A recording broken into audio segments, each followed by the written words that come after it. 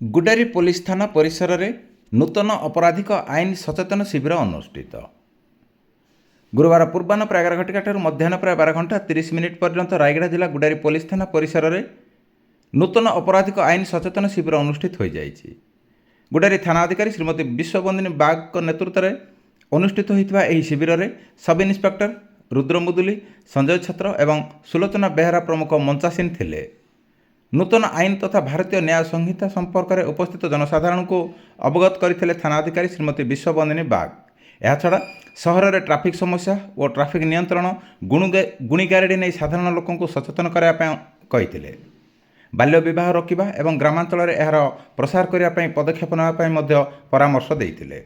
सेहीपरि cyber ठकईरू किपरि निजक रक्षा करेंगे और निजर कष्ट अर्जित धन किपरि सुरक्षा रही नहीं उपस्थित जनसाधारण को उद्बोधन देते।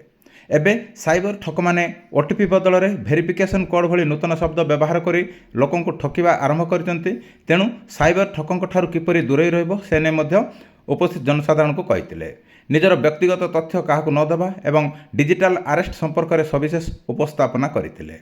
मुख्यतः अजना नंबररू आसुवा वीडियो कॉल ग्रहण न करने परामर्श देते।